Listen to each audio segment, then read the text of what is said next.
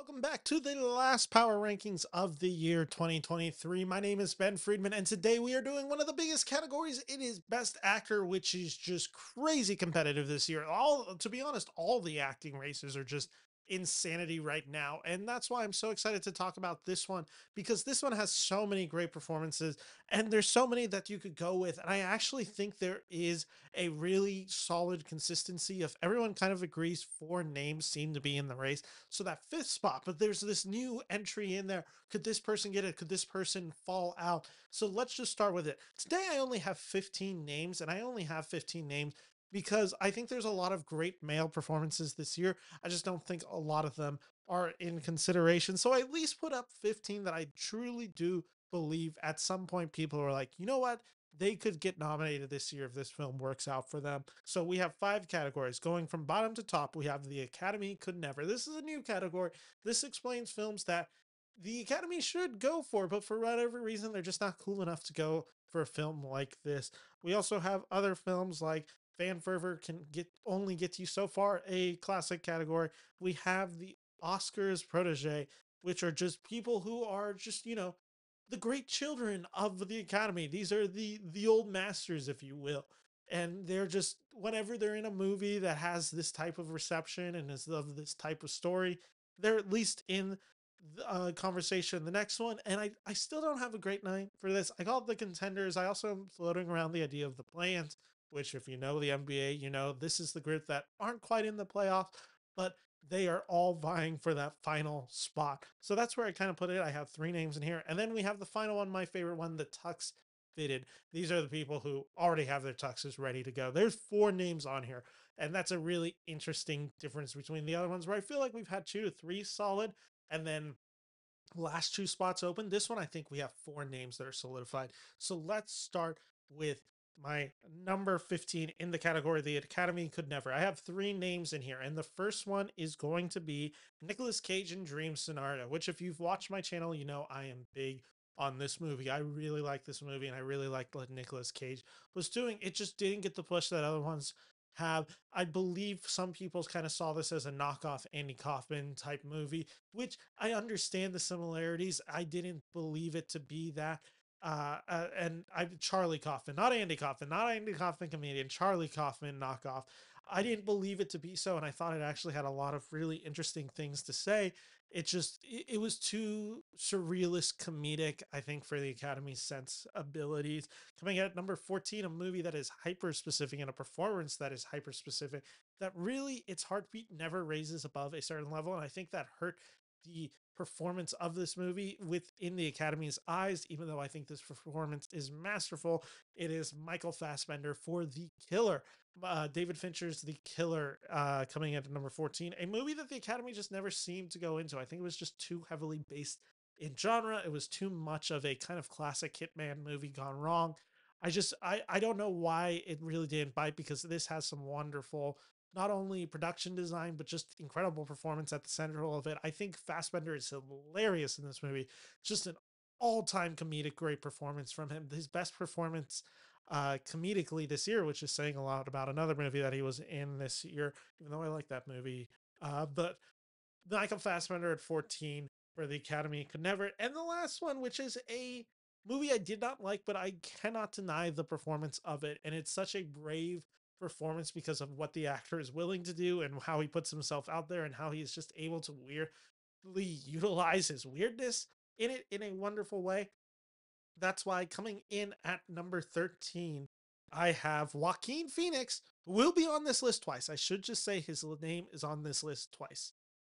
For this one, at number 13, he's coming in for Beau is Afraid, which I actually might think is his better of the true performances this year, even though I much preferred Napoleon over Beau is Afraid. Beau is Afraid is a movie that I just think is way. I get the joke, and I get the why the director hits you over the head with the metaphors and what it's trying to symbolize and all that. Like, I get it. And I was also just like, I don't really care to see this guy's therapy lesson on screen in the way that's presented. It just, for the best way to phrase it, is it wasn't for me. But I think the Joaquin Phoenix performance is just wonderfully comedic, wonderfully odd. It just kind of shows why he's one of one. No one can replicate the energy that Joaquin Phoenix brings in. So those are my three for the category of the Academy Could Never. Coming in the next category, fan fervor can only get you so far. I have three names. And number 12, he moved in there because originally he was in the Academy Could Never. The movie just premiered this last week. And I think it's at least elevate him a little bit closer, enough that he still will not get nominated, but at least he's no longer in the Academy Could Never category. It is Adam Driver for Ferrari, a movie that I adored, and I think Adam Driver is actually giving one of the best performances of this year. It's just this is a really subdued film for Driver to perform in. He's not loud. In fact, it's actually kind of the exact opposite. While the cars and the racing of this movie is so loud, and that energy, Driver is so restrained in it, and is a man so singularly focused on one vision that he's just willing to kind of do it at whatever cost. Driver's phenomenal in this movie. It's an excellent character study. It's just not going to get him any awards play this year. So that's why he's coming at number 12. Number 11 is a movie that's big. It's kind of actually the exact opposite, where Adam Driver is so restrained in Ferrari. Matt Damon is so outward in Air, as he has to be ultra charismatic, everyday man trying to get Michael Jordan to join Nike. I think this is a really fun performance from Matt Damon. Again, I've spoken about Air. This is a movie that I think is really good until the final 3 minutes of the movie, where they do the stupid, like, and this person went on to do this, and Michael Jordan went on to be the greatest player of all time. Like, that stuff I found a little cheesy in how it tries to wrap it up. But besides that, I really, really, really like this movie, Air. And I think it's all kind of centrally based on the Matt Damon performance. If he's not able to do this role, I don't think this movie's fun.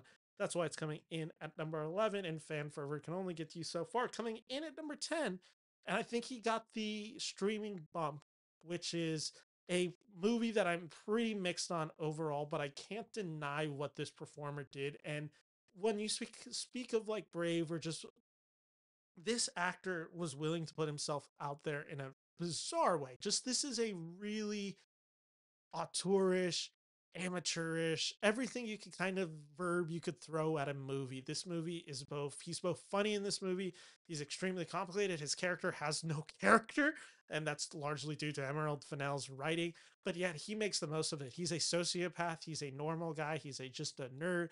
He's really, like I said, he's kind of a blank slate, and Barry Keoghan plays the heck out of him in Saltburn. Like I said, this movie is not necessarily for me. I think it is successful in some scenes. I think it is not so successful in the writing. But Barry Keoghan is, whatever success this movie has, it's largely because of Barry Keoghan playing it the way that he needs to in this movie. It's a completely offbeat energy from Keoghan, but I was impressed by it. I don't think he's ever in heck getting this nomination, but I at least understand why I think some people have them higher on their list than others. Coming in are the Oscar protege. They're just two here, and I'll just hit them real quick.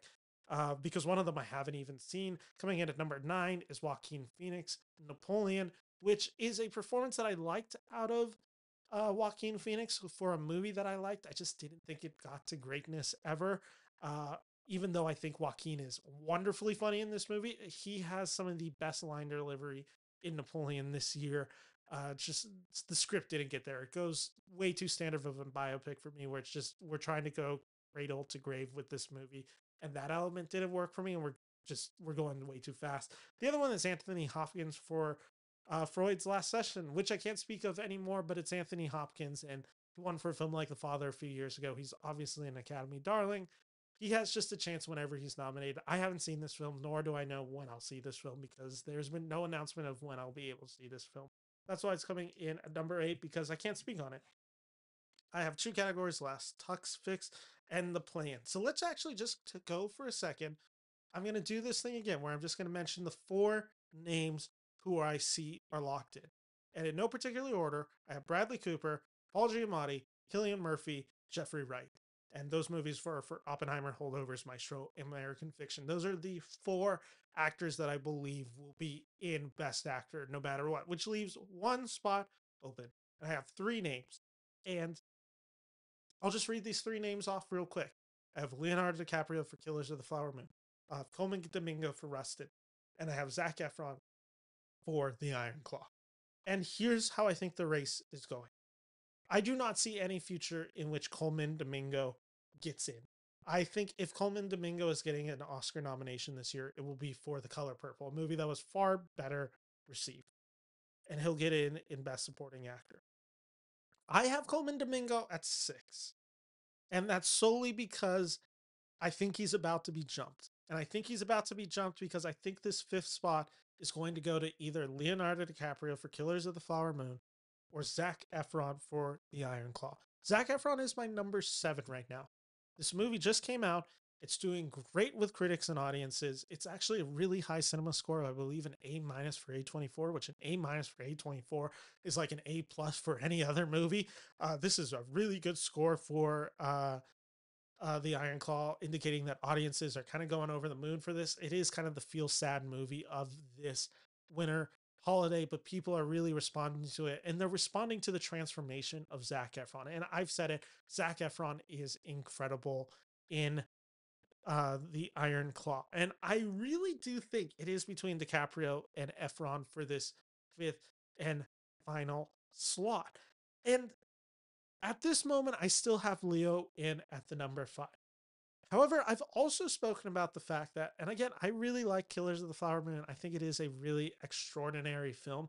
I've spoken about the fact how I think this movie could go a little represented at the Academies. And I believe Leo might be one of the ones that could suffer it because I don't see any future in which Lily Gladstone misses out for Best Actress. And I kind of do believe Robert De Niro is very well in a position to get one. Leo is kind of the weird one in this movie because I think he's also like the third best performance in this movie. And I also think it's one of Leo's best performances in his career. I really do think he's quite special in this movie. It's a very quiet, different performance from Leo, and it's not really using necessarily the movie star qualities that make Leo Leo. And I think that's to the benefit of the film, but that might not be to the benefit of the normal Academy. This is a 3.5 hour movie where Zac Efron is a quick 2 hour, I think it's 2 hours 15, so not really quick, but at least it has an energy. It's a lot more energetic for a certain period of the film. And then even as we're kind of going through the end and some of the tragedy of the film, it still hits it at a certain pace that I think people might respond to it. And that's why I look out for Zac Efron. He might be getting that fifth slot. I don't think it at this moment, if the voting was to happen today, I don't think he gets it. But in 2 weeks, as we're getting into January and that this movie's still getting the kind of reception that it does, I think Zac Efron might be in this race and he might be the number 5 spot. It's such a, also, it's one of those things where it helps that you can see Efron literally make the huge transformation in this movie because he's just so much bigger. And it's such a silent, I think voters are going to kind of eat this performance up because it's everything they like. It's a physical transformation and it's an actor who's known for one thing doing something completely different, but using the essence which makes that actor successful. Efron's incredible in it. So those are my play-in categories, which leaves us with the 4, which I'll just start with my number 4. And again, I think all 4 of these are locked. I don't even think this is the case of them necessarily deserving to be number 4 because I would probably guess this person wouldn't go unnominated. I just think if we're speaking in the terms of winning, I think the other 3 have better narratives around it. Coming in at number 4 is star of American Fiction, Jeffrey Wright, who I found absolutely delightful in American Fiction. This is a really sharp performance from Jeffrey Wright. He's able to just, this is his first real movie star performance. You get why he is just one of the most beloved actors. I think he's just delivering on all fronts in this movie. And this movie doesn't work if he's not fully in tone with Cord Jefferson's tone of this movie. And he's able to just deliver the sharp comedy of this movie perfectly while mixing in the melodramatic scenes of family in this movie, especially with Sterling K. Brown. His chemistry with everyone in this movie is really good. And that's why he's coming in at number 4 on it. I think the reason these are my number 3, 2, and 1 is simply because I don't see any future in which these actors don't get nominated, but specifically it's also the case of for my 3 and my 2, because I know for Jeffrey Wright, I just said this, the reason he's number 4 is because while I do believe he is going to get dominated, I don't really see a win in this future. For my number 3, I think this guy has a bigger obstacle to get nominated. However, if he gets nominated, I think he's number 2 in the race. I think he's battling for 1 and 2 in this race, and we'll see if he can actually win it. But if he gets nominated, which I think is slightly more questionable than my number 2 at this point getting nominated, then this person is in the race. And that's Bradley Cooper for Maestro, a performance that I found electric. I thought Cooper was so charismatically good in this movie. I wanted more of him, to be honest. I wanted more of the scenes. And I think it's also easy because Cooper gets the one scene where he's conducting Mahler's symphony. And it's astonishing filmmaking. It's such a physical transformation, obviously, because he has to put on the old man's makeup. But besides that, everything that he achieves in this movie, I think, is wonderful. I think he's just, again, kind of using that movie star essence. He does everything. He's so funny. One of my favorite line deliveries this year is he's talking to the child of a person that he slept with, both of their parents. And he's just like joking about that. He's like, "Oh, I slept with both of your parents, haha." And then he's like, "Oh, don't worry, I'm trying to rein it in." He just, in the most Adam Sandler way, he's just like, "I'm reining it in." I can't get enough of this Cooper performance. I thought he was excellent in it. Coming in at number two is an actor that I think is so solidified in the race. I just don't really see a future where he wins for this movie. It's Paul Giamatti for The Holdovers, which is a performance I like. I don't know why I'm so cold on The Holdovers, despite giving it like 4 out of 5 stars. I really like this movie. I thought it was such a fun, joyful movie that I think is going to become a winter classic. I mean, a winter classic.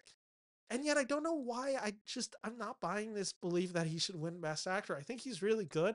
Maybe it's just the case of I think he's the third best performance in it because Dominic Sessa really impressed me as the student in this film, and I think Divine Joy Randolph is just wonderful in The Holdover. So maybe it's a little bit of that.